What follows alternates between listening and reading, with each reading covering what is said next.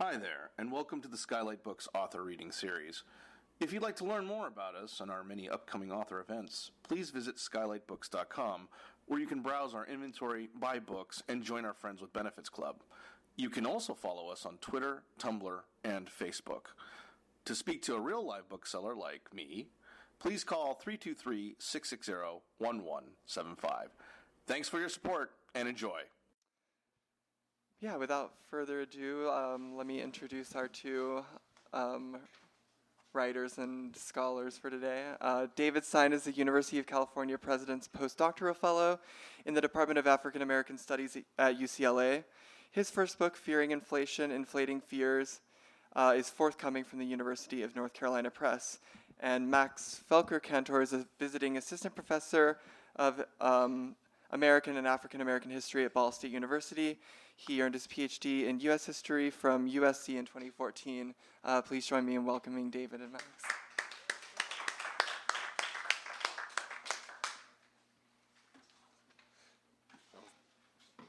Thank you all for coming. We're really excited to have this conversation in LA about policing in Los Angeles. So I am going to talk a little. I don't know if I'm actually going to read anything from the book per se, but I have a little overview of the book, and then David and I will have a conversation about some questions. Then we'll open it up for a larger discussion. And so thank you to Skylight Books for having us. Thank you, David, for being willing to talk with me about this. I'm really excited to share this work and to raise some interesting questions. So my book, Policing Los Angeles, which is all over the store, apparently, is a history of policing, politics, and anti-police abuse movements in Los Angeles from roughly the 1960s to the 1990s, using largely the 1965 Watts Uprising and the 1992 Los Angeles Rebellion as bookends to frame the overall narrative of the book. These two events, separated by about 3 decades, often called riots, though I use the terms uprisings and rebellions to think a little bit more critically about them as not lawless, but as political acts, were my route into the main subjects of the book around policing, anti-police abuse movements, seeing those moments as anti-police protests, very specifically, and that pushed policymakers to make reforms, or at least that was the goal. I used these two moments for a neat timeline, but also because both of those events are spurred by episodes of police abuse or the racism in the criminal justice system. These two events pose a kind of fundamental question or paradox that I raise in the book, which is how and why, after the intense anti-police protest in 1965 in Watts, 27 years later, why do you then get another uprising around anti-police movement, or around policing? Why, after 3 decades, had effectively the racism of the LAPD not changed? In particular, it's even more puzzling because this happens in a 20 to 25 year period when Los Angeles is under the control of a liberal African-American mayor, Tom Bradley. And so the question I raised that these events pose in the kind of larger context is, why by 91, 92, does the LAPD look more militarized, more aggressive, just as racist as it was in 1965, even though you had 3 decades of supposed liberal reforms in the city? And what explains that is kind of the question that I raise in the book to frame the book. And I explain that in many ways, and that it reveals the key theme of the book, and that's what I call the police power. And that the police organized, the LAPD in this case, organized politically to maintain their authority and independence from external oversight and accountability from political officials. So the police department was actually deliberate in creating its own power and independence in the city and becoming a partisan entity in the city in a way that they were insulated or more powerful than the politicians that supposedly were overseeing them. And so that's one of the kind of ways I explain the kind of central argument and theme of the book. And as the LAPD carved out this authority over these 3 decades, they attempted to produce and enforce what I argue was a racially unequal social order through get tough practices and law and order policies. But as I stress in the book as well, which is really important, I think, especially in our given moment, especially just last week when the police officers in the case of Eric Garner aren't charged, that this book is also about anti-police abuse movements. It's about the African American and Latinx communities in the city over 3 decades who pushed back against racist police practices and pushed to bring more accountability and transparency to the Los Angeles Police Department. And so it's a story of groups that many people know, like the Black Panthers in the 1960s, but one of the central actors of the book is also the Coalition Against Police Abuse, which forms in 1976 as a coalition of black and brown residents to challenge and push back against continued police killings in the 1970s that then existed for 3 decades.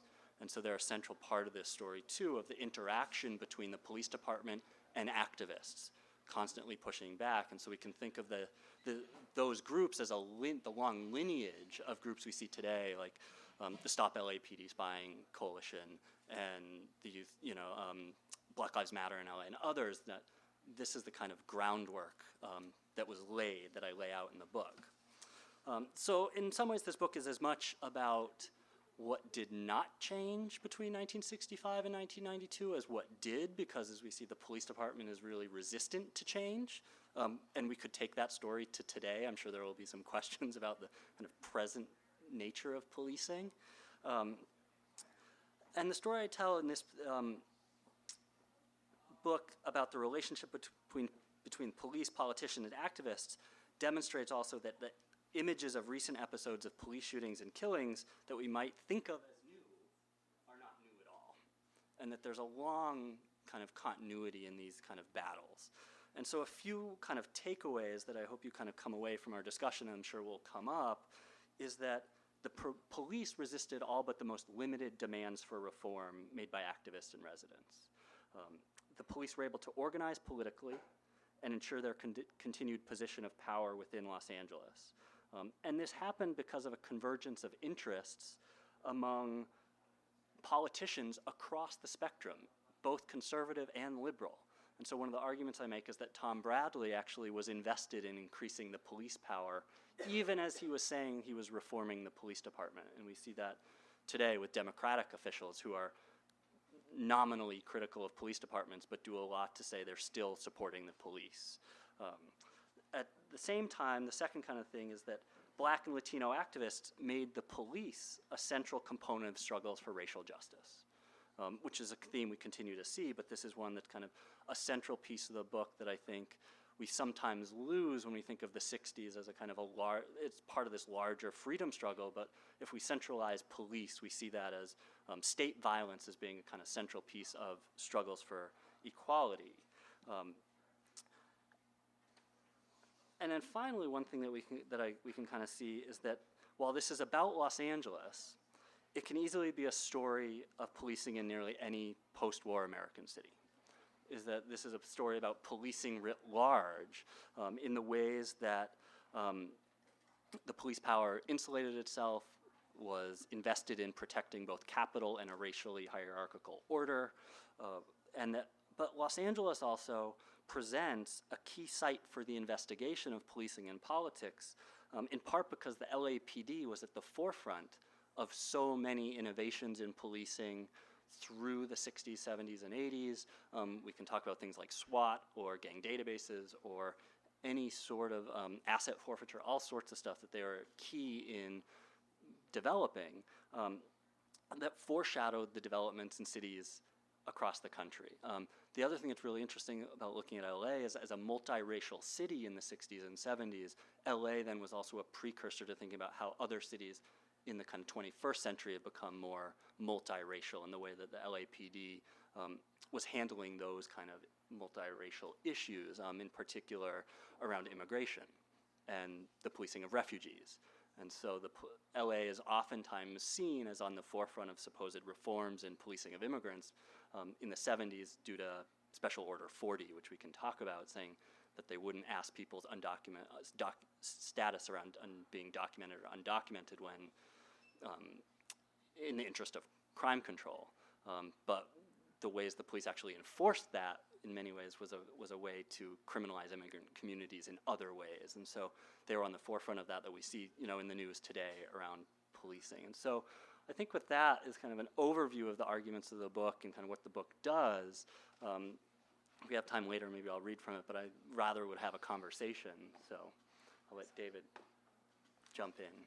Awesome. So I have a bunch of questions for Max, and then I'm sure we'll open up for your all questions. But before I get into those, I just want to sing my praise about this book, which is that, and to say that it's really, really an urgent and crucial history that everyone in Los Angeles should learn, but also everyone throughout the country. I think there's a lot of lessons in this book for organizers and activists and everyone to be engaged people within Los Angeles. So I highly recommend you buy a copy.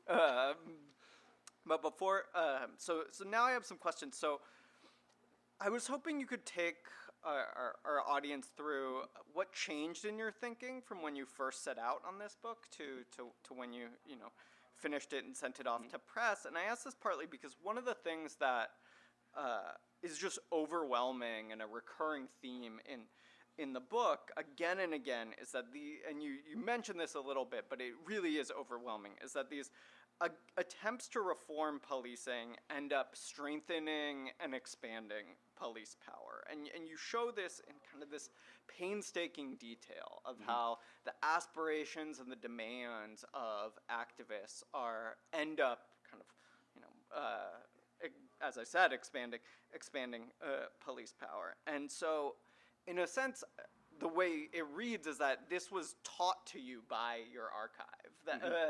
And so I was wondering if you could talk about that process as a researcher, but then also maybe talk about what lessons that holds for activists today working around issues of police accountability and trying to demand greater degrees of justice. Right. No, that's a great question.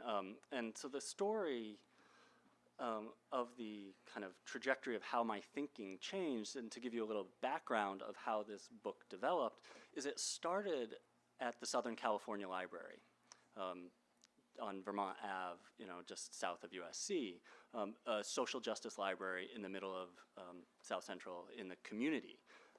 They had the Coalition Against Police Abuse papers there. And so the book started as really thinking about a book about activism and a book about anti-police activism. And in the 70s and 80s, and thinking about coming out of a moment when I was writing this right when Black Lives Matter was kind of on the cusp of developing in 2010, 12, 13 was kind of when I started really writing the book. The book obviously was just published last fall.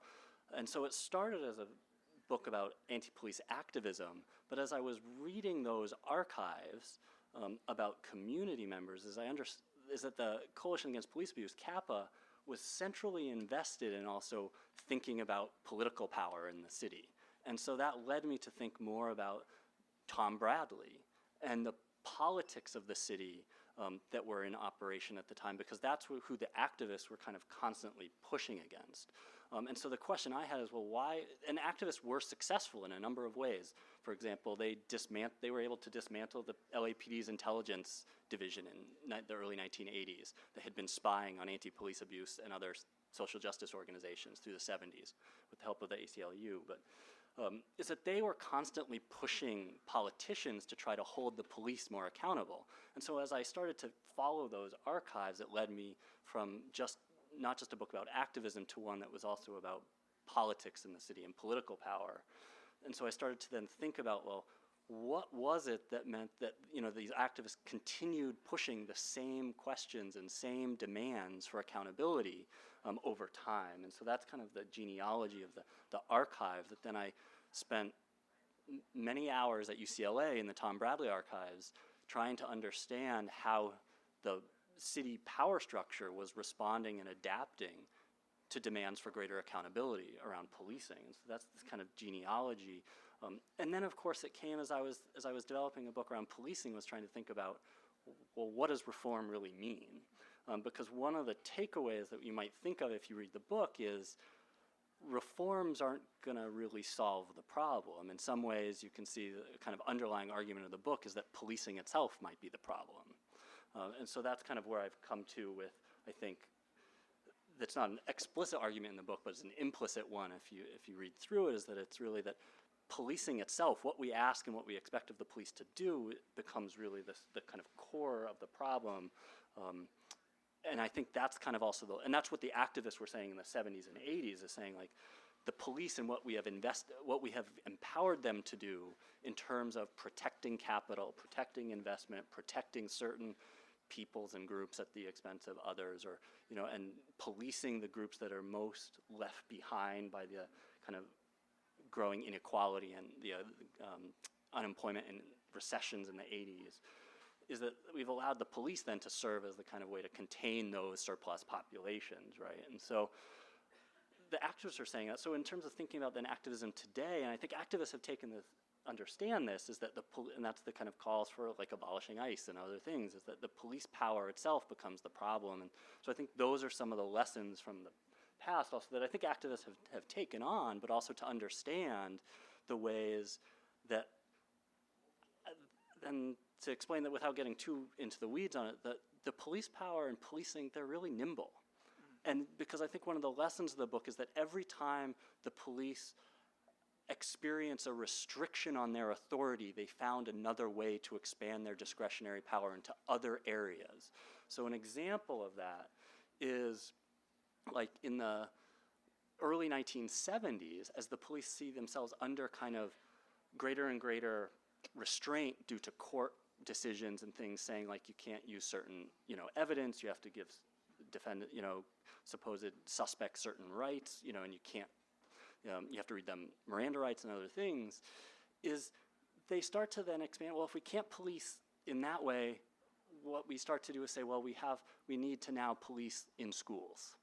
And so they start to like respond to restraints by saying, well, now we have a gang and drug crisis beginning in 1971, 72, 73, and we need to respond to that. And so we expand into the schools, and you get the police going in and having like undercover drug arrests in LA schools in the early 1970s. And then so they're really nimble in responding to constraints by saying, well, now we have a new crisis that needs to be addressed. And so they they use those moments of crisis to then expand. So I think for activism today to understand that police, and I think activists understand this, is the nimbleness of police to even when we see a restraint, that then they can maneuver around it just by redefining the problem in many ways. And another example that you give in the book is one of Mayor Bradley's kind of efforts is to struggle around the police budget. And I think one thing that comes up is asset forfeiture becomes this alternative funding stream for, right. Which also gets into scale stuff, because a lot of that asset forfeiture gets put in the law by the federal government. But, that kind of leads me into the next question that I wanted to ask you, which is that in the book, police chiefs emerge as some of the most powerful, if not the most powerful public officials. And oftentimes their power eclipses the city council or mayors. Mm-hmm. I know there's often been a similar problem, at least in LA County, with regard to the county sheriff versus the board of supervisors. And I was wondering, based on your research, what activists can do in the face of such a situation. Yeah, I mean that's a really good question to really think through. And there are some lessons I think we can learn in terms of the power of police chiefs. I mean, some of it, like one thing that does come out of '92, if we want to see some success, is that there were structural elements in the city charter that up until 92, gave the police chief essentially life tenure. The thing that's amazing is, and if you look at the archives, is up until 92, when after Charter Amendment F was passed, is that the police chief could only be fired for cause, but anyone know who wrote their own self-reports of the department? The police chiefs, up until 92, wrote their own evaluations of the whole entire department. And, you know, if you read Gates's reports, Daryl Gates, everything is glowing. Everything's excellent. Community relations in 1989, like after Operation Hammer and the Dalton Street raid, when they went in and like destroyed this house at 41st and Dalton, to the extent at which the Red Cross had to come in to house people because they thought there were gang members and drugs, and they didn't really find anything. After that year, he still says community relations and everything is great. And so there was no just cause because the police chiefs are writing their own reports. So one thing that can, I think, be that the 92 lesson is you can actually create structural changes through referenda. And so like mobilizing around it, because 92 then, while it was, I argue in the book, essentially a limited change, actually said, well, now the police chief can only be reappointed, has to be appointed to 1 5-year term, and then has to be reappointed. And so it's not automatic, and you can only serve 2 terms. So it's still a long time, it's still a lot of power, they still maintained a lot of authority, but it did limit structurally. And so if we push, in some ways it's pushing to train, if we change the structure of the politics and power in cities, we can actually start to change what the police chief is able to do, because in a lot of cities they're in positions in which the city structure, the political structure of the cities, allows them to operate in ways that are unaccountable, more powerful than oftentimes the politicians, and so if we can push at some of that, I think those are some lessons we can. I think another thing that I wonder if you have insights into on sort of that similar line of thinking is how scholars or historians or political scientists or people, in a sense, I think need to rethink power structures of their city, along this. It's like, we're voting on the mayor, all these things like that, based on some of the lessons of your book. Like, this might be a little too inside baseball, but I feel like political historians really need to take police chiefs and sheriffs a lot more seriously than they do. That's one of the things that I really learned from your book. No, I mean, I'd agree with that. I think that if we rethink what is political, right, it's not just those people who are getting elected. It's, especially if we think of policing and law enforcement. And, I mean, the sheriff, I don't write about this as much in the book, but like LA County and the Sheriff's Department is, has a greater extent in many ways than the LAPD, because it's in so many other areas. And they're really powerful, and they become, I mean, the sheriff's elected, so that's a different kind of piece, but. I think that also, in a sense, brings up some of these questions as well about public archives and public records and things like that, something I know you have a lot of experience with struggling around. So I was wondering if you could talk to us a little about that.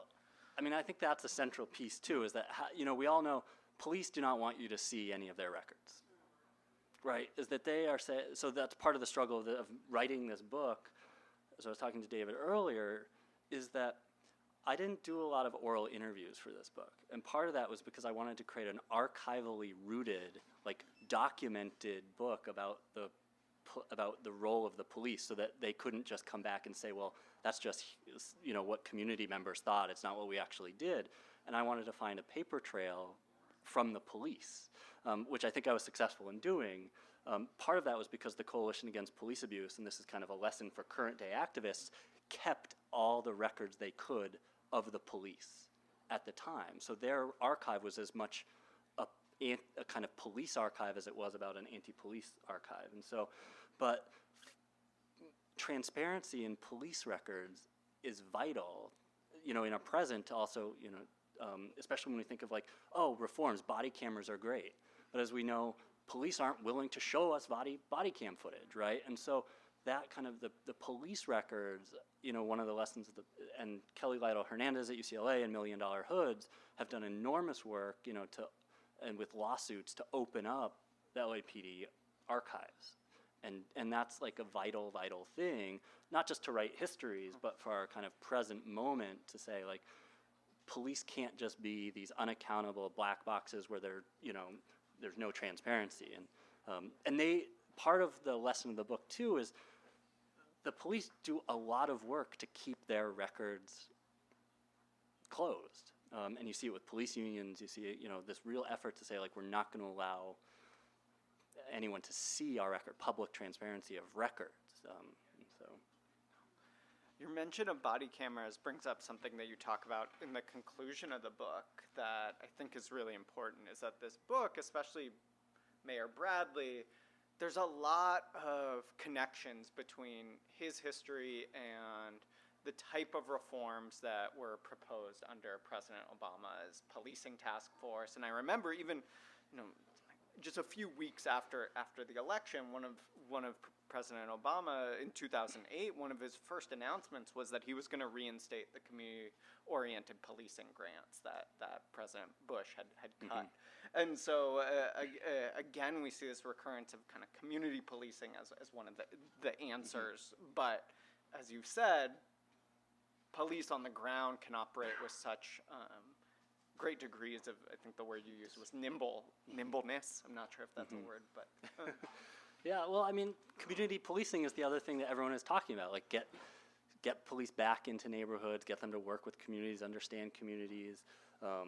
Neighborhood-oriented policing is another one.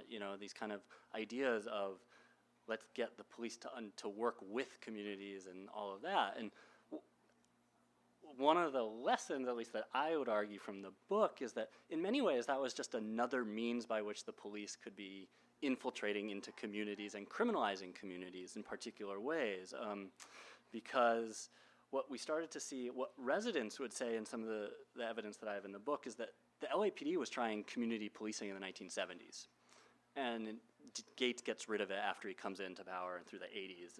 But they were trying it. And what the community members were saying is all the police did was come in and tell us what they wanted us to do, wouldn't listen to us, even though you had supposedly community policing.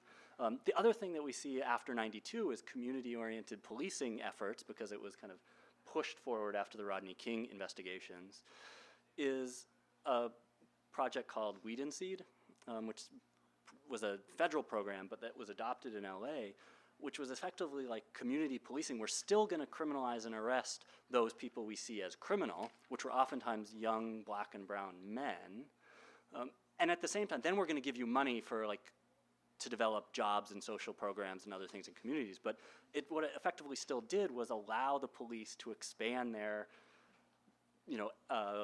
authority to police and rip apart communities, just in the name of saying, well, we're going to give you money for social services at the same time. And so community policing sounds nice a lot of the times, but what ends up, how it's implemented in many ways, at least in the past, is just another way the police can expand their purview and authority. And so we see that today when, that the police have become essentially the first line, like mental health agents, when they go out and respond to things. And so we've given the police so much authority in all these ways because that's who we've decided we call, right? And I think one lesson of the book is there have been moments when there are alternatives where we've made choices, at least at a political level, to say the choice that people made in the city was more police. And so that's. Well, I have a few more questions, but I think let's open it up to see what you all have to ask Max, and what you all have to say. Thanks so much for coming and speaking. So I grew up in LA in the 80s and all that, and so I remember thinking as a child that the LAPD was very histrionic, because it always seemed like they were helicopters and everything for the smallest things. And I grew up in North Hollywood, and so there were really big police responses to things that happened in the 80s and the 90s and whatever. And then I traveled for the past 10, 15 years, and then I returned, and I saw police in various areas, and they don't seem as heavy-handed. And I was wondering if sometimes the Hollywood industry and the theatrical nature of LA plays into any of the psyche of the LAPD, because they seem sometimes just Yeah. really gung-ho. Well, Yeah, I mean, that goes way back because, like, you know, under William Parker in the 50s, who was the police chief in the 50s, up to 1966, basically when he dies, is that they were, you know, Dragnet, the police show, is that the LAPD was invested in that. And so there is an element of, like, performativity, too, of, like, the police trying to shape their image. And the aggressiveness, too. The LAPD, I think, you know, I mean, I don't know where you've been, but I would argue that in many ways the police everywhere have become very aggressive, but the LAPD had a very long kind of history of saying, like, we're an aggressive police force. And in the 80s, Gates is like, I would rather, like, be aggressive, you know, be accused of being too aggressive than, like, not handling crime. And so they had this, like, long history, and it's partially related to Hollywood, I would argue, and the publicity and trying to shape, but I would argue it's also as much about them trying to shape their image to the public, right? Especially in the 80s, we're going out, because it's happening within the national context of, like, national news magazines talking about, like, the crisis of crack and gangs and gang violence and drug violence and conflating all these things. So they're saying, like, so there's these hysteria, really moral panics around drugs and crime and gangs in the 80s that then the police frame themselves as, look, we're being aggressive to solve the problem. And it's really a way, you know, I would argue, it was a way to kind of make the city safe for the West Side, right? For white middle class West Side and the Valley, right? So, you know, it's an image thing there too, I think. And so, My friend's dad did get shot and killed by somebody in Koreatown, you know, it's like these things do happen and then it created more hysteria. You know? right, Like, yeah. I don't know what the answer is, you know, because, like, it seems to me there needs to be some sort of balance, No, I mean, the answer, you know, the answer comes back to, I think, the choices that we made at times of, like, David has pointed this quote out to me, is that you get in the 70s, you have young Black and Latino, they were described as gang members by the police, who are saying, like, are you going to give us jobs? And so those are but they don't get, that's not the services that are given in the 70s. And so there are these historical moments of choices that get made that build up over time, right? And so where we get to the 80s, and effectively the only choice people have left is the police, because we've constricted all the kind of available options for people, especially in the most kind of marginalized communities. Max. So I have a question. You were speaking about neighborhood policing, community policing, but were those efforts done in tandem with sort of citizen surveillance projects, private and sort of citizen surveillance projects on space one? Did they sort of work with these community groups, or were those things on two different tracks? Yeah, are you thinking like neighborhood watch stuff? Yeah. Because I know we've talked about that before. Neighborhood watch groups start in that same, like late in that kind of same time period. So they're happening at the same time, and some of them are working with the police. They're integrated, and it's some of the neighborhood watch stuff is promoted by the police too, right? And so I think, you know, in one way is by the 80s when they're neighborhood watch and community crime control groups, the police are invested in those because they see them as ways to create these partnerships, in many ways to get communities on board with the police's kind of law and order mission, right? And so I think they're intertwined in that way.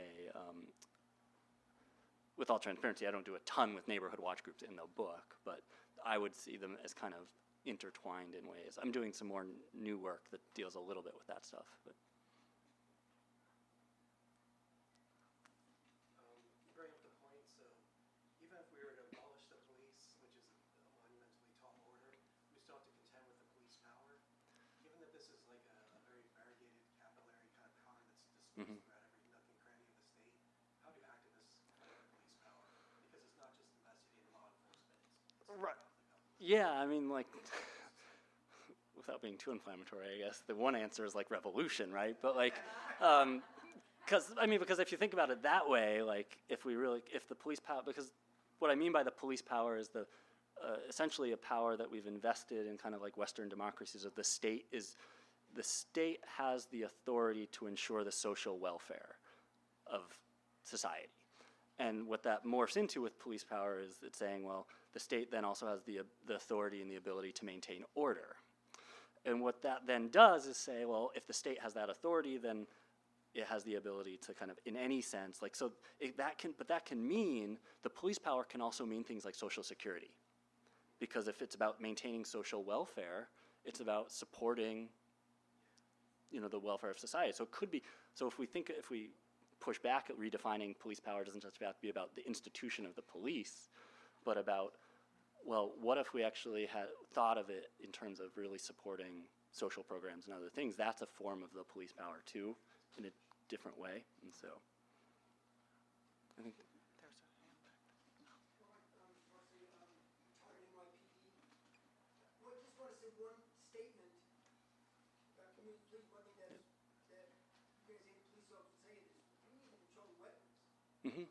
I mean, we have a crazy society that allows weapons to flow around. It's like sending these cops out with a knife to a gunfight. Mm-hmm. I mean, that's one way that would reduce the tension. Yeah. These are like, war weapons on the street. Yeah. Yeah.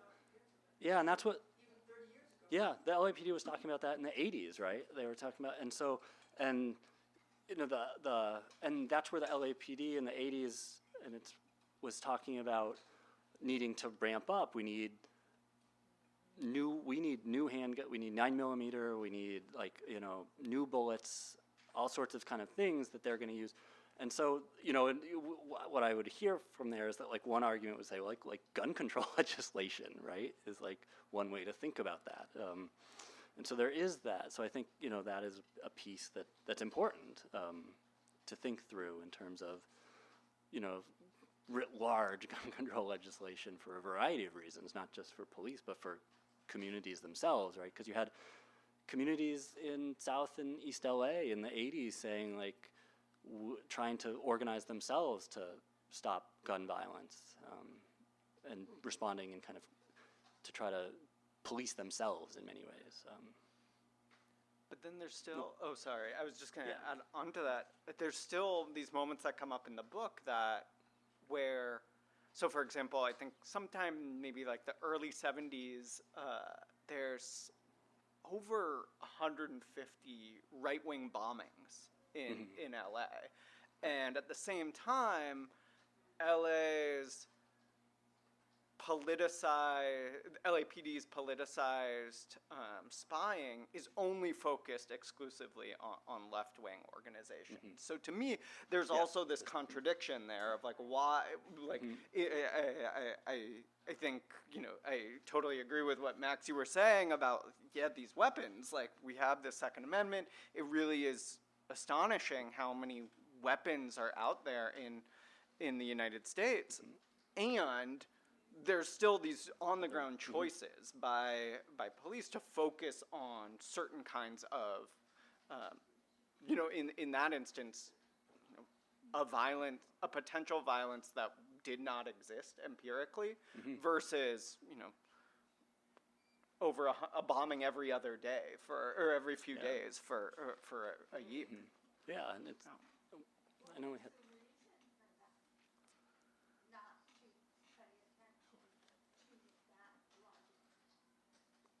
Well, I mean, by and large, in the 70s, there was the division in LA was called the Public Disorder Intelligence Division, or PDID, and it goes through a whole series of lawsuits in the late 70s, early 80s, and it just gets dismantled, but then it's reformed as the Anti-Terrorist Division, or what they frame as the Anti-Terrorist Division, and it's supposed to undergo annual audits and all this sort of stuff, but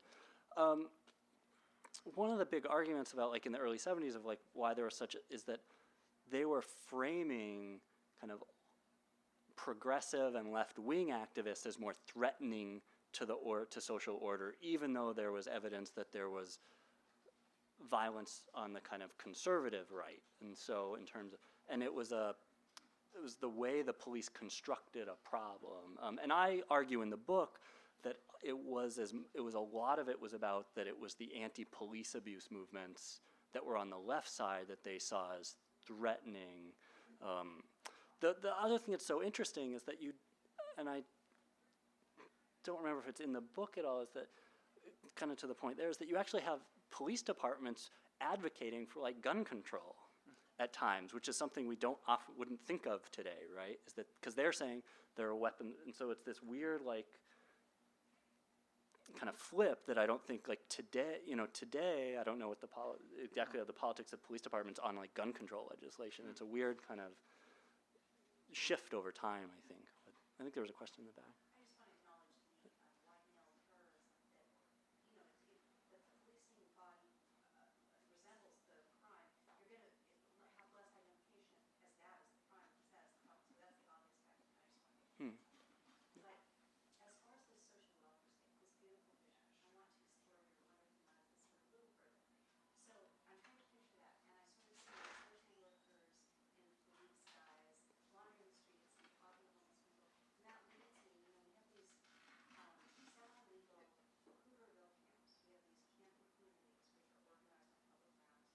And we have judges who will not declare poverty as a case. So we've got some great, So usually in your minds with this flourishing vision of the welfare state, how do we get the policing around? How do we organize that? Can you just that's a little outside the parameters of what you're doing in your book, but I'm just trying to hear people with vision talk with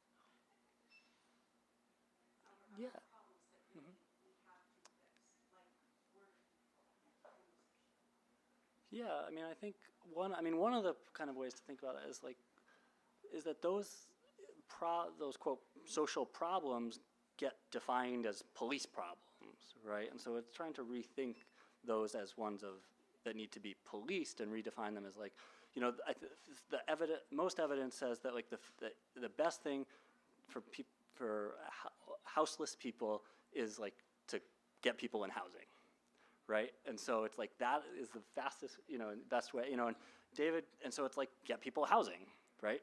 It's like we can rethink that, and it's not about defining it as something that needs to be contained or controlled, but just like get people housing. David writes about full employment, right?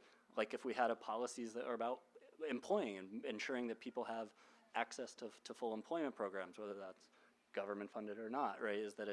So I think those are bigger kind of questions, but those are also ones, and I come back to this as a historian, right, about choices and contingency at times, like when there are moments when there were possibilities when those things get shut down, and we're in a moment now, I think, where, the choice, is that the police have long been invested in really it's a protection of capital, right?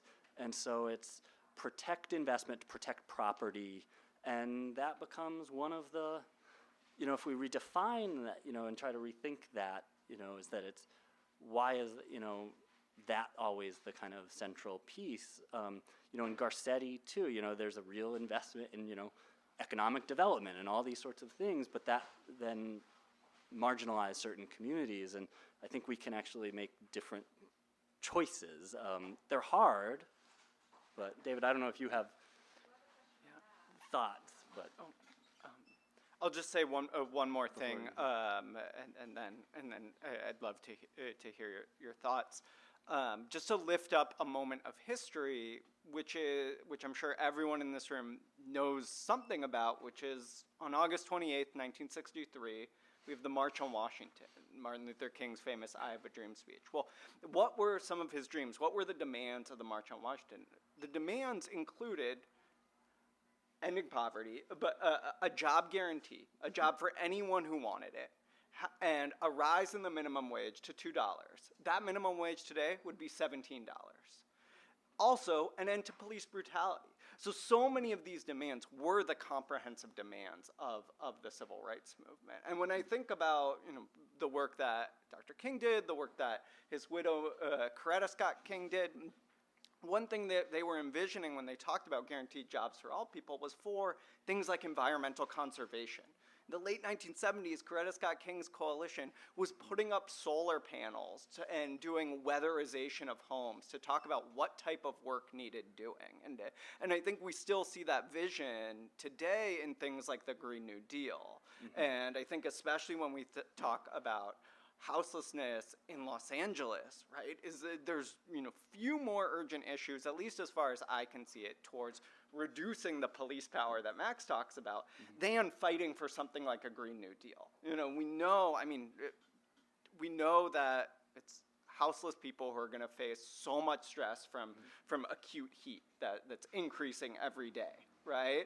And so what would be a response to that? Well, demand housing is a human right. Okay, to use the words of the Bloods and Crips after the 1992, when they formed the 1992 gang truce after the Rodney King uprising, they say, give us the hammer and nails and we will rebuild this city. So I think to me that still remains the refrain to struggle towards. Yeah, and that document is a fascinating, which we've, I think, had a long discussion about in some ways, is that the Bloods and Crips are undergoing a truce in the early 90s, and after 92, they essentially say, we know what needs to be done, give us, and what ends up happening is rebuild LA. And so they invest in these kind of corporatized economic development policies, whereas the community members are saying jobs, other sorts of kind of responses to the unrest in 92.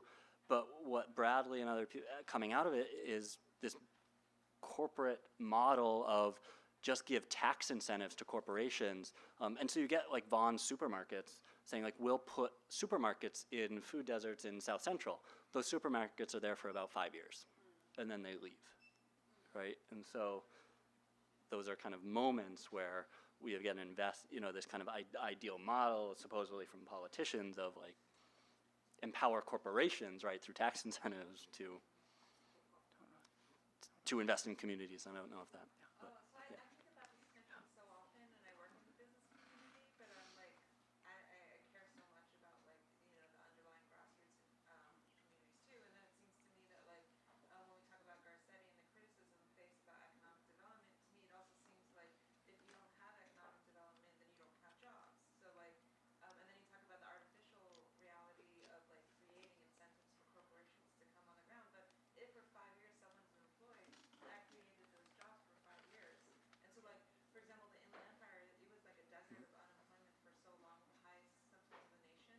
Amazon came in, they created 7,500 jobs in the city of Moreno Valley, to a lot of criticism because those jobs didn't go to people in Moreno Valley.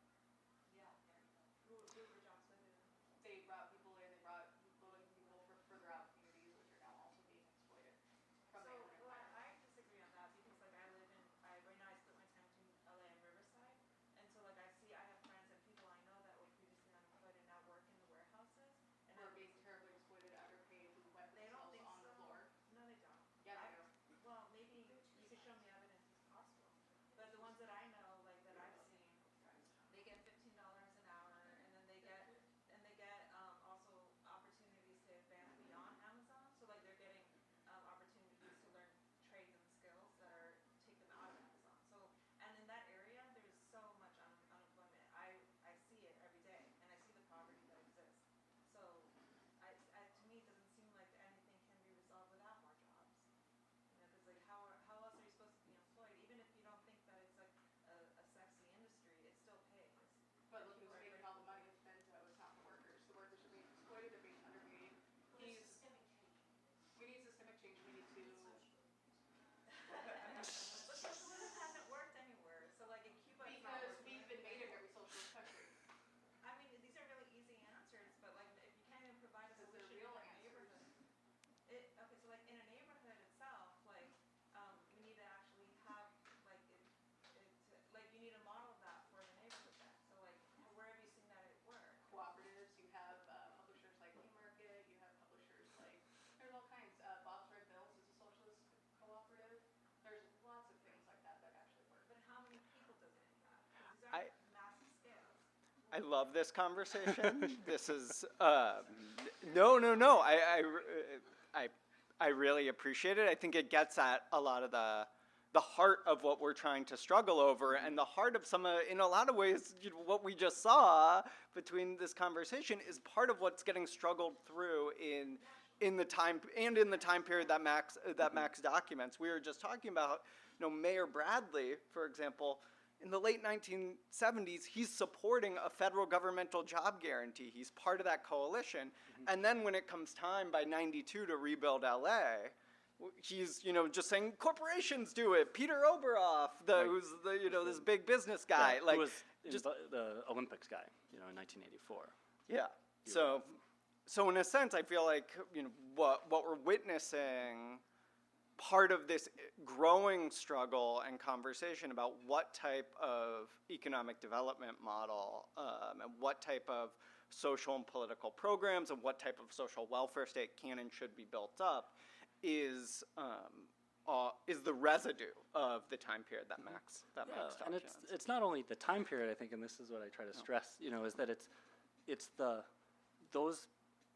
the struggle over those issues is not divorced from policing, right? Is that because if you look at the budgets, especially if you look at the budgets in LA, up until 1978, the police budget, if you include pensions, which I do in the book because I argue that police pensions, even though it might not be like material on the ground, is that it shows the scope of the kind of power of the police in the city through it's like 40% of the city budget, if you include police budget, the pensions, and the police it goes down after 78, after Prop 13, when there's budget reductions, and there's effort. Bradley does push forward pension reform, and so that's one thing that he does, and so it reduces down to like 25-ish. But there's these kind of ways that there's connections, is that there's a constant investment in policing, and it's a response to kind of cries for safety and all of that. But at the same time, it's connected to these other issues too, of like, if you're going to fund one thing, it means that that other things are being left off the table. And so I think they're intertwined. Well, and like you're kind of suggesting, those budgets, they don't just predict the future. They literally produce it, right? And so I think that's really a crucial lesson. Yeah. Oh, yeah. Aaron wants to- Oh, okay.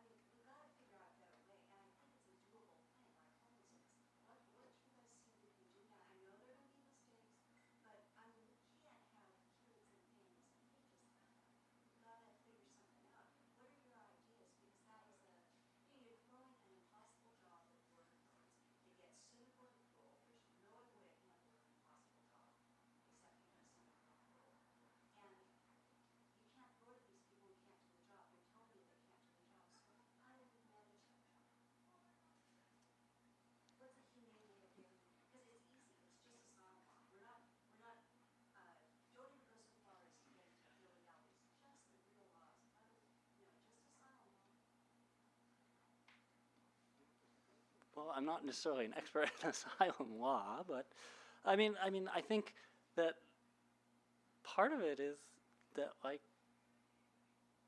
having humane immigration policies, and I think most economists and people would say, and I think there are some people in the room who probably know more about this than I do, is that actually for economic growth in the country, we actually need more migration than actually is happening.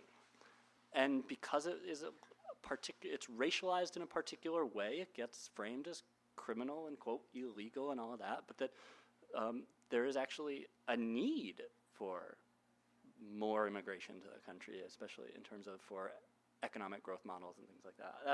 I'm not an expert in this, but I think there's, a means to. And given fertility Yes. trends, too. Yes. People within the United States, they're having fewer and fewer children. We need a larger population of younger. Yeah. But David, I don't know. And then we I would just say, and as an immediate answer to the human rights crisis, we need all of us engaging in activism to support the current immigrants' rights struggle.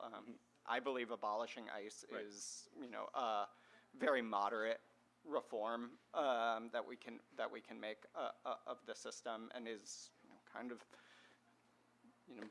the thing that needs to be done tomorrow. And we obviously, I can't flip a switch, but that and reparations to all of those who are currently being harmed in this situation. Yeah, I mean, the other thing that comes out of my book, which I write about, is that we also can push back against police departments that work with immigration officials. Is that, is there's this long, and this is the quote sanctuary city stuff, is that there's a lot of police departments that are willing to cooperate with ICE, and so that's a place to kind of push back too. So I wanted to ask maybe a multi-pronged question about LAPD's bloated power. And there have been some changes made since '92, but you did talk about how still today they're quite nimble, and I would say that's really complimentary to use that word. I would say they're pretty slippery. I have Fair. unfortunately had to interface with them, and just as a victim, been denied police reports, any records. And even though I have a legal right to it, or any of the records, and my experience so far has been that even enlisting the help of the city, my district council office, etc., they actually have found a way to manipulate the situation so that to have the city not even want to help me. In that, what my point being that it's LAPD wears the pants. The city answers to LAPD and not the other way around. So as a taxpayer, and I'm paying for these pensions you're talking about. I'm paying for, protection and to be served, and then to be a victim and to have my police department serving the criminals, as opposed to myself, even though my record is squeaky clean. How do you go up against these brick walls? How do I go up against the immunities that are built in? How do I, because I can't, there's so many immunities in place that I can't sue for these things that are supposedly within my legal right, but I can't even get a police report. I mean, those are hard questions. I mean, I think it comes back to, the kind of, I don't know, the intricacies of like all the kind of legalities around some of the kind of current policies. But it comes back to like, that's the way the police have insulated themselves, and that's where like actually pushing for certain types of like reforms in city power in politics, like, and that requires organizing an election, and referenda to say like, and the big thing that's happening right now in California, right, is, the legislation that's around raising the burden of proof for officer-involved shootings, right? Is to say like, we want to, the legislation is, I forget the numbers. They're saying like, we need to make it easier to indict police officers for killing, and that's a statewide thing. And so there's push on that legislative, and those are important first steps.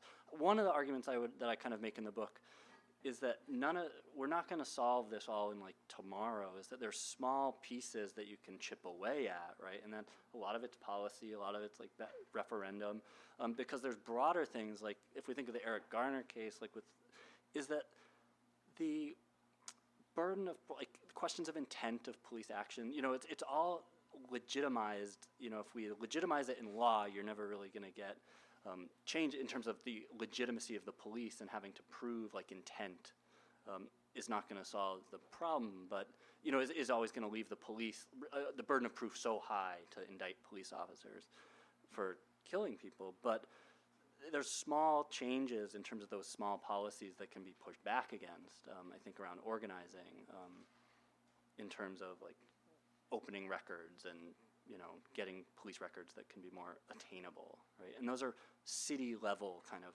things that can be mobilized and organized around, I think.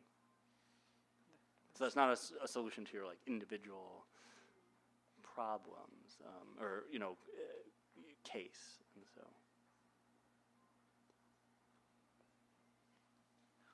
To know our rights. Oh.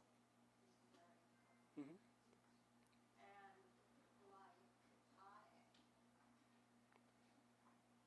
like a police officer, I had a situation years ago. I was a stand-up comedian, and I was a gay lady at the comedy store,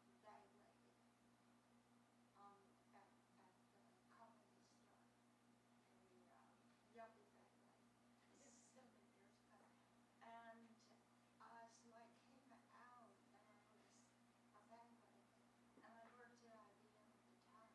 And I had this big bag that I was carrying all my IBM clothes to put in my car. To make this story short, but it wasn't short, a sheriff came and I parked at the light, so I wouldn't be robbed right in the back. And I was like, good. And he comes up, and he thinks I'm a bag lady. I guess I look real good. And and then a friend came with me. He came back. This officer, sheriff, made his own story up. And he thought we were stealing. I guess he wouldn't look at my license plate or anything. Okay, so he had the gun in my face and all that stuff. So two things: know our rights, report it, even if they won't take the report, we make them take the report. So that's a little increment. Well, one of the small things that CAPA did, the Coalition Against Police Abuse in the late 70s, is just pushed for a reform that the police officers had to give out business cards anytime they had contact with. And so those are like small little pieces that the activists were organizing around. So. Yeah, I have to say, I'm pretty cynical about the possibility for reform, and that comes out of the experience. We're only probably a mile from the Trader Joe's where the shooting happened last summer, and I live a couple blocks from here, as you know. And I wasn't here last summer. I was in Chicago visiting my mother, but as those of you who don't remember, the only fatality of the Trader Joe's shooting was a Trader Joe's worker who was following her shooter training and closing the doors, and the police were shooting wildly into the door of Trader Joe's at 2 o'clock in the afternoon on a Saturday or Sunday. And not only, as far as I know, has there been no repercussion for the police for that. It's my understanding that the person they were pursuing is being prosecuted for that woman's death. And there is I forget the name of the rule, the felony murder rule, I think it is. Like if you do something that causes the police to kill someone, you're responsible for it. So fine, but the thing that makes me cynical is not that. That doesn't surprise me at all. What surprised me, as a member of this neighborhood and someone who's on next door, is that a week later, the police, working with the Los Feliz Neighborhood Council, LAPD, offered to do a training for me and my neighbors on what to do in a shooting situation. And I contacted the organizer and was like, if you're going to be there, you need to tell them that it's not okay for them to be telling me how to prepare myself for a shooting situation, given that they're the ones who killed someone, right, by shooting into a store where, but as far as I know, there hasn't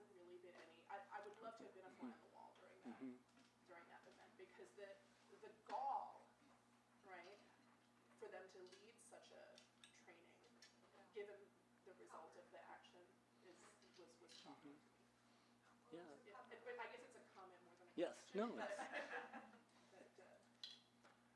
It's, yeah. I mean, that gets back to the response of like the responses we've had to like that shooting to school shootings is always the one dominant response has been, well, now just like train teachers, right, and give them guns, and like, and it's more and more and more rather than like, other choices, right? Whether that's really limiting gun control, or all that sort of other.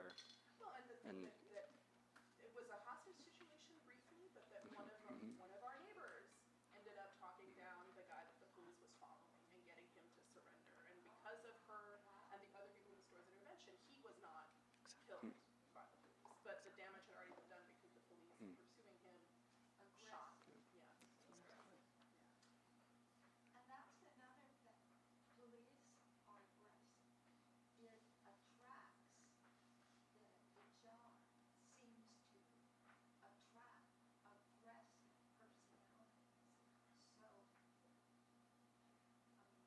So that needs to be done. It's interesting. I never understood security guards. Most of them are instructed not to chase after guys who come in and steal the tip jar or whatever. We've got these on-site security guards. I've talked to a lot of them. They're not instructed by other companies to go after the bad guys. And that suddenly made sense to me. That seems smart now, because if the police get on the scene and a security guard, they could be. I guess, yeah, I'm really beginning to see a big dynamic. I really appreciate the fact that you brought to our attention the Trader Joe. I mean, really, that's bad. But as far as I know, there's been no organizing. And people were like, okay, great, police can lead a training for us. How nice. Yeah, and now the onus is on the police not to wait, but to go in immediately, which I think is the better side of the policy. But as far as rights, with a lot of undercover police guys, and I do appreciate the business cards, but they always have to give you their badge number when you ask, correct? Isn't that correct procedure? At least you know about what I think in I mean- theory, They might have to. but do you have?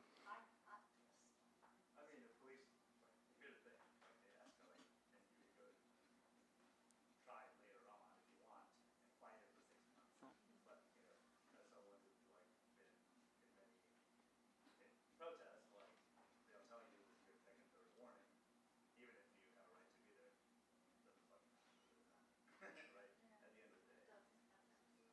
I just actually wanted to apologize some of the things that have been said today. And we talked about asylum seekers, and you guys have stated actually that, like, this is really about taking capital from superfluous populations. So I think thinking of like the asylum seekers are also kind of superfluous population from where they're coming from. So I think this, for me, the issue with like sort of some of the social and democratic solutions kind of still continue to rest in the kind of militarism, empire building that allows for, trying to deal with like sort of full employment in the U.S.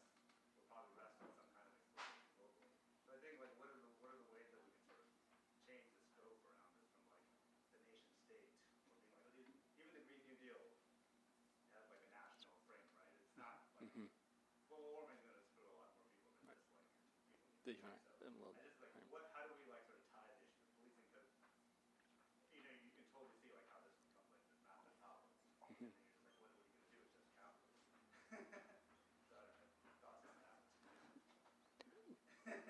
It's a big question, but I mean, my main thoughts is, I have a lot of agreements with you, and we have to start at this point of struggle and see what then new contradictions arise from that. So the Green New Deal and that estimation is now like, all right, we got the Green New Deal. Everything's perfect now. It's like, okay, now what are these new contradictions?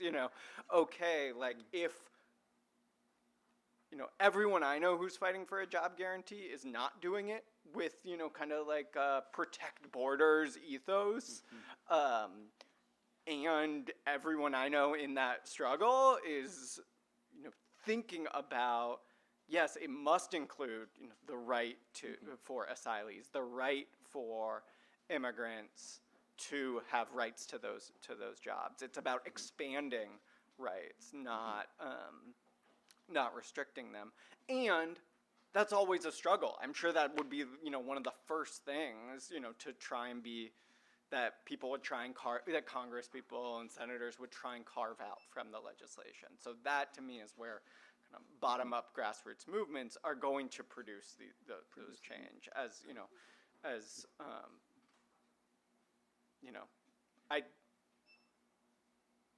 the politicians will not save us.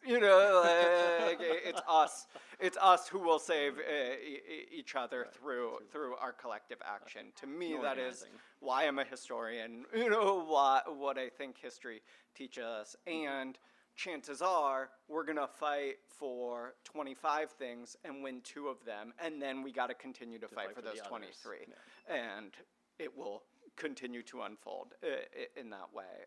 Though I'd love to win all 25 in one fell swoop, which is, I think, the call for a revolution like that. But I think in all likelihood, it's much more of a process, and that process has already begun. Over time, But I certainly agree with you about a lot of the limits of social democracy as kind of the only, as the end, as opposed to, it's something we have to do to get the foot off our collective necks, to put us in a better place to fight longer and harder and smarter.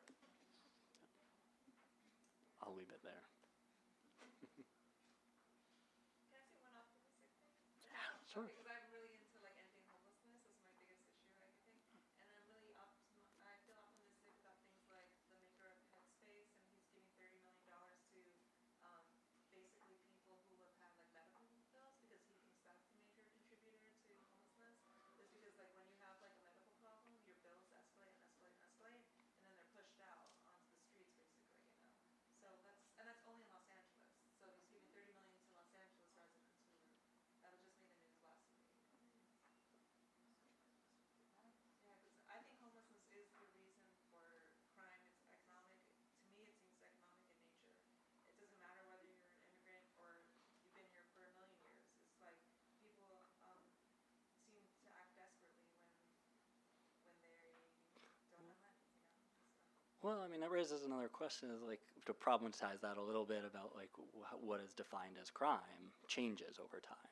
And so what's happened, is that what starts to happen is that behaviors that in one era wouldn't be defined as, quote, criminal, get redefined as criminal in other time periods. And so, and we see that with houseless population, right, is that you have people who are on the street, and then you criminalize things like, quote unquote, camping on the street, or you criminalize certain activity. So if we problematize even the kind of assumption of criminality around houselessness, and not think of it in terms of even a police problem, or again as one of like, that a lot of what crime is what we've defined, what laws define crime as, right? And those are again choices, and so it's, and in the past, like in the book I write about, especially the one that's come up recently, is around gang databases and how people get put into gang databases under what definitions of behaviors, and like the LAPD's definitions, and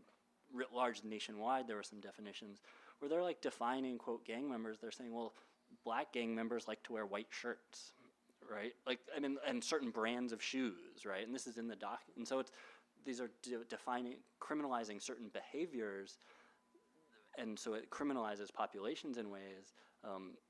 And so I think houselessness, we don't necessarily need to connect it to crime, but to connect it to, like, again, yes, pay people's medical bills, but like just give people housing, right? Like, and LA has a long history of being against things like public housing, and so. I work in commercial real estate, and I study the trends, and I see like they're destroying affordable housing and putting in really luxury housing everywhere. And it's like there used to be this much affordable housing in Koreatown, and then they destroy it and put in things that nobody can afford, and it pushes people out. And so I don't know what the solution is to that, besides making more affordable housing. But also like Rent control, yeah. I never thought marijuana would be legal, and like it is, and that changes the whole conversation about what's a criminal act too. Because like in Los Angeles, you see like when you talk about minority populations who smoke, they get arrested, but a white population that smokes, they never got arrested. Like I had friends, I didn't really know very many African American people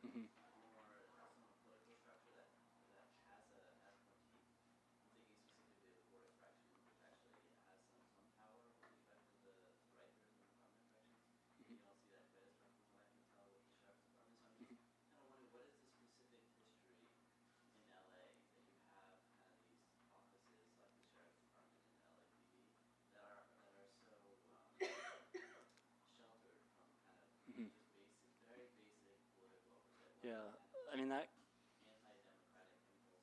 Well, in theory, it was supposedly a democratic impulse in the 1920s and 30s, of progressive era reforms.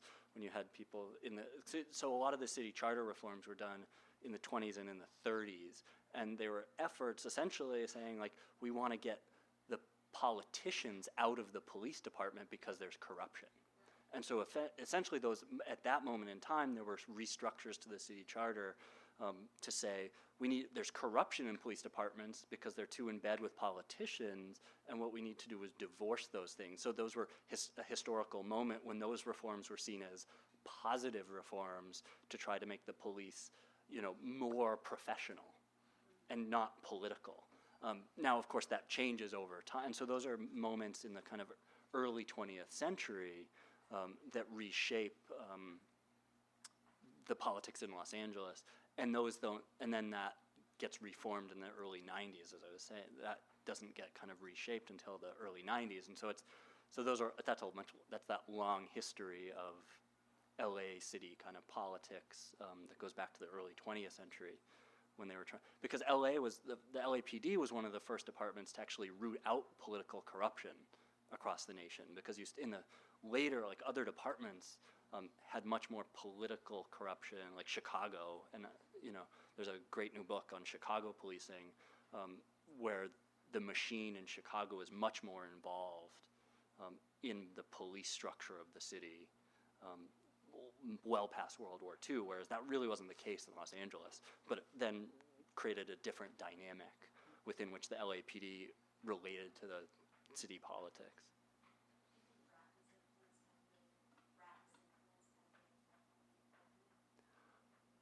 That's debatable. Yeah.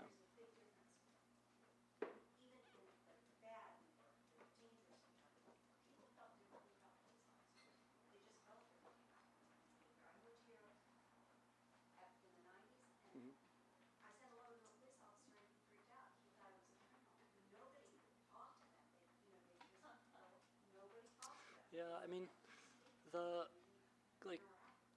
Bratton's kind of, the bringing in of Comstat policing and all that. I think the evolution of that has led to what, a lot of groups, right, in the current moment are thinking about, that's been in the news over the last, 5 months is predictive policing. And how does that then, the evolution of Comstat to predictive policing, it's partnered with UCLA groups and all that. But in many ways, what they've shown, at least, in the LA Times has come out with, I think, a lot of reporting on this, that those programs end up just continuing to criminalize the same communities that have been criminalized. At least that's what the reporting has shown, and there's a lot of pushback against, the use of drones in police, so there's all those, and I think we can link those to the legacies of Bratton, but a much longer legacy of technology and policing. And so it's, and I know that, there's been efforts to kind of stop some of those programs, then restart them, and there's kind of been a back and forth over the last few months. I haven't caught where we are right now, but I know the Stop LAPD Spying Coalition is really pushing at the again, to really rethink the use of technology as the kind of panacea to police problems, right? Because technology isn't going to solve all the problems either, right?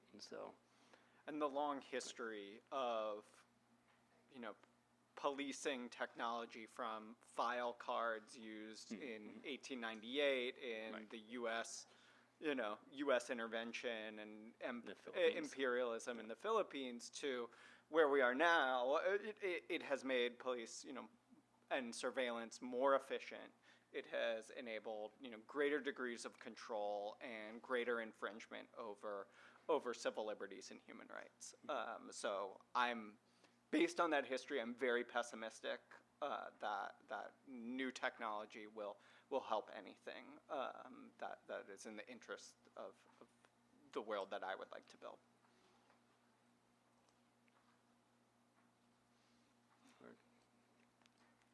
I don't know. There's two questions. Why don't we start in the back and come forward? I'm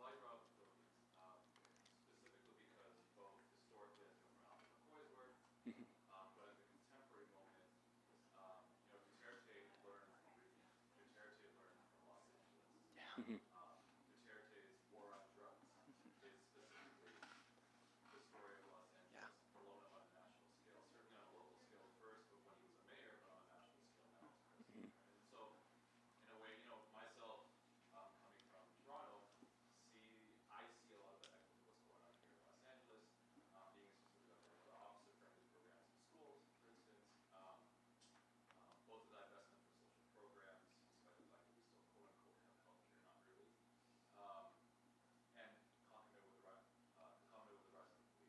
Right? I see your book, I see your work as not just because you two are speaking to each other here, but really as a history of capitalism as well. That's part of that too is looking at kind of the global influence of the rise of LAPD with respect to using strategies to hold the South and continue, counterinsurgency movements as well, like U.S. colonialism and the Philippines and Hawaii, Samoa, etc.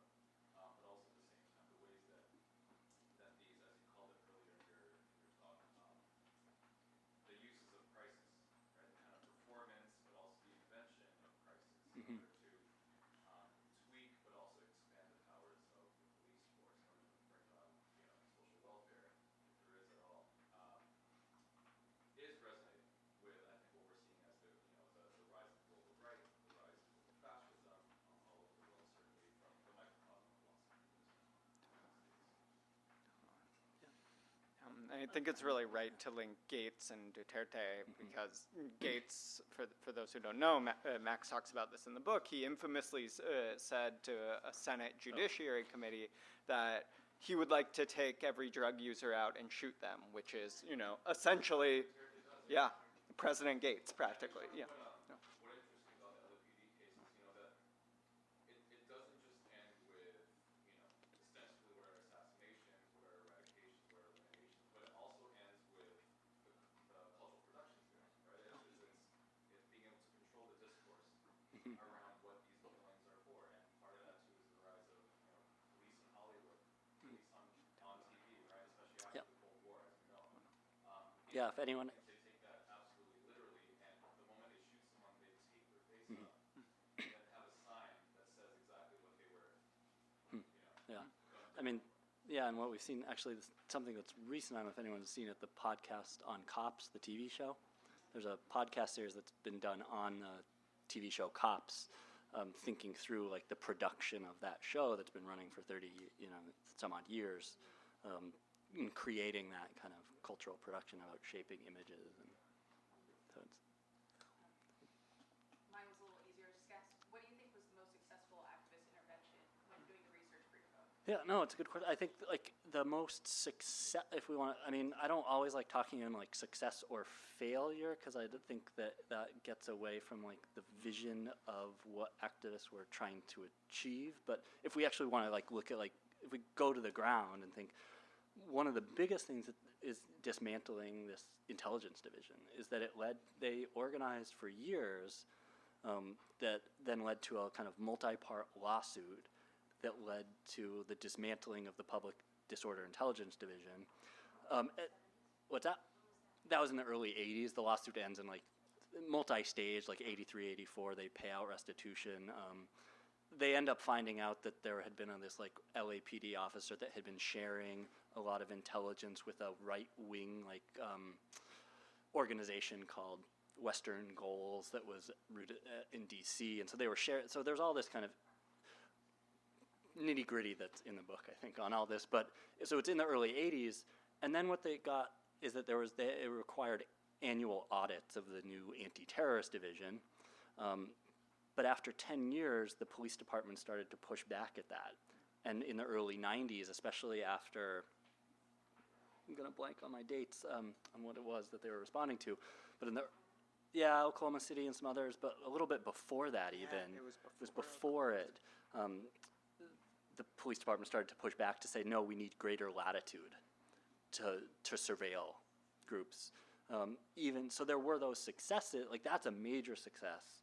I think, like in terms of actually dismantling this intelligence division, the CAPA papers at the Southern California Library, they collected every annual audit then of that anti-terrorist division in the archive, and so they have that greater transparency. That's a big one. I mean, 92 is a big one. I mean, and the other thing which we haven't talked about is Excuse me? Charter Amendment F, like coming after Rodney King, where they restructured the city. I argue in the book that that doesn't happen without decades of organizing. We haven't talked at all about Rampart scandal and what comes out of that, like consent decree. And so, and I think those are all, well, some people might not say, well, that wasn't activists, that was just politicians. The argument I try to make in the book is that decades of activism created the context and groundwork within which then those reforms occurred. And then there were there were very small things like the business card thing I was talking about, pushing to get like, pushing individual cases around like police shootings that became publicized. The famous one is You Will Love in 1979. This African-American woman who gets gunned down in her front yard by the police, and publicizing around that leads to bigger investigations, and so there's layers to it, I think.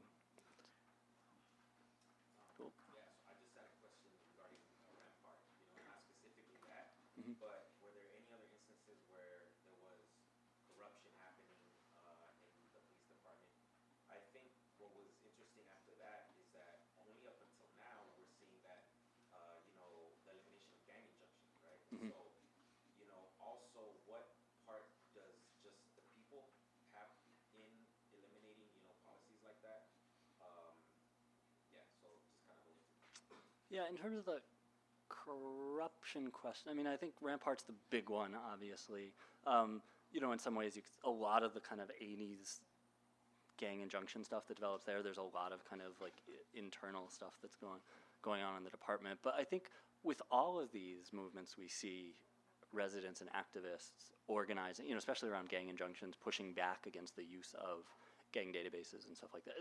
It's all, I would argue that a lot of the changes that we see they come from grassroots kind of organizing to push forward those changes, right? They're not coming from top down, either the politicians or the police saying we're going to change how we operate. It's because people organized around to push forward those changes. So I don't know what time we have, how much time we have. What about maintaining, observing the mental health more closely of the operators? It's a rough job, and it attracts certain people anyway. So making sure that they're not about to explode mentally.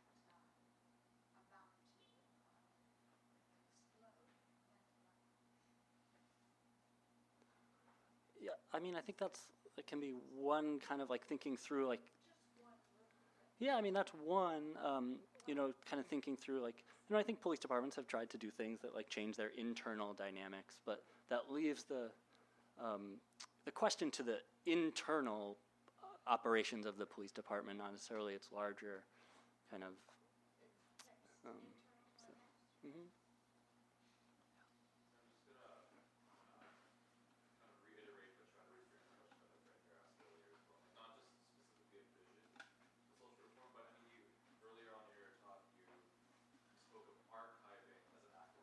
Mm-hmm. Right?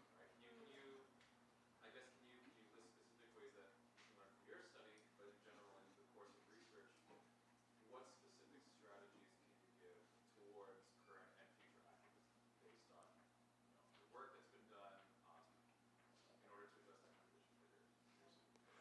Yeah, if I take from like the Coalition Against Police Abuse, I think that like an act of archiving and collecting and creating a record is one that allows for an attempt to push for records is one that's a key strategy. I think moving forward is that it provides a way that to actually try to create a paper trail as resistant as the police are. Is that one of the things that the CAPA was doing very explicitly was collecting material and pushing for like in lawsuits like discovery documents, to discover documents from the police and then get those in the public record. The other thing that I haven't talked about actually is that they also collected their own police complaints, because oftentimes residents didn't think that if they complained to the police department that the complaint would go anywhere, and oftentimes they're right. But what CAPA then did created forms for police complaints and created their own records of complaints against the police. And so they created an alternative archive, right, that's a record of, discontent with the police that doesn't just go into the police department's own. So I think that's another kind of organizing strategy around creating these kind of alternate kind of archives, if to use that term, moving forward, is that it's not just about, because I think they were really innovative in that way. It's not just about like pushing the police, but also flipping it and saying, well, we're also going to create our own kind of account. And so they worked with the ACLU and stuff and had these police misconduct centers where they would let community members voice grievances that then they would help, in certain cases, take to lawsuits and stuff like that against the department. So, And one thing that I think some of that archiving reveals also takes us back to the question and the point about Trader Joe's, which is that police are most often agents of harm.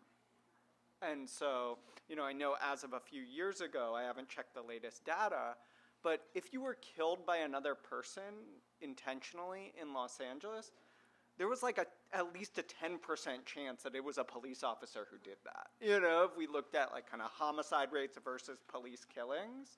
So if we're to think about that alongside, the mountain of Kappa's archive and things like that, it's like, okay, well, we need to, at the very least, a very tiny moderate reform is to dramatically reduce police presence and to dramatically reduce police power if we're interested in reducing aggregate social harm, which is something I'm very much interested in. And at the same time, innovating solutions like what occurred at Trader Joe's, which was,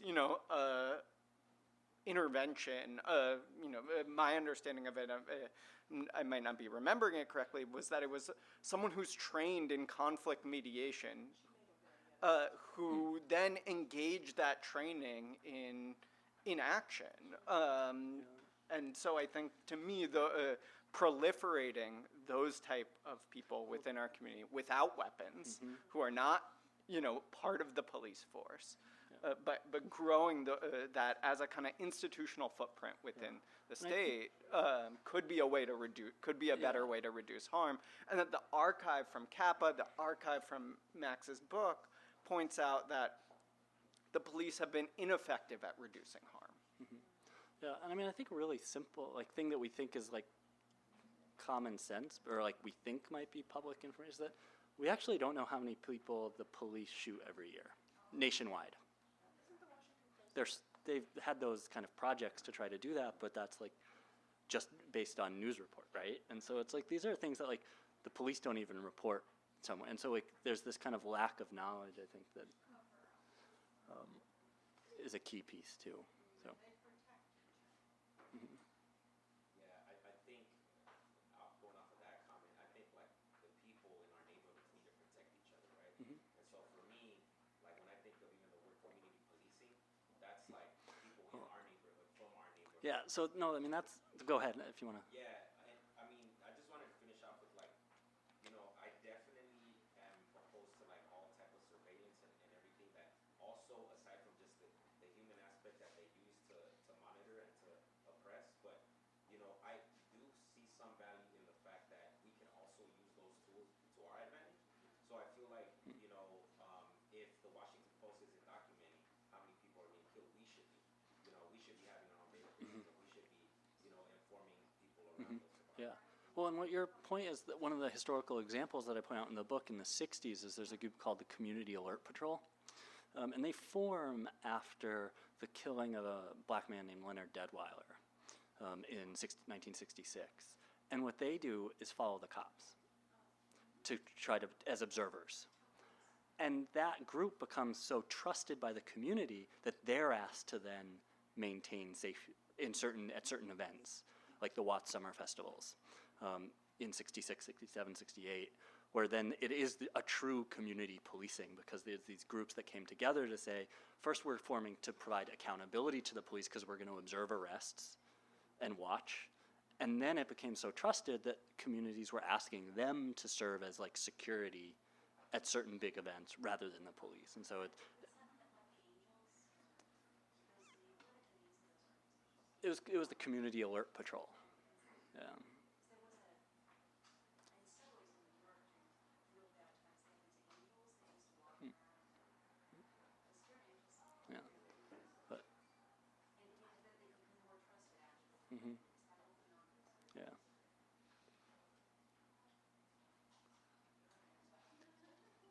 Well, thank you all for coming. I know we scared some people away. You've been listening to the Skylight Books author reading series. Don't forget, you can listen to this and all of our other great podcasts at skylightbooks.com. Thanks again for stopping by, and we hope to see you soon.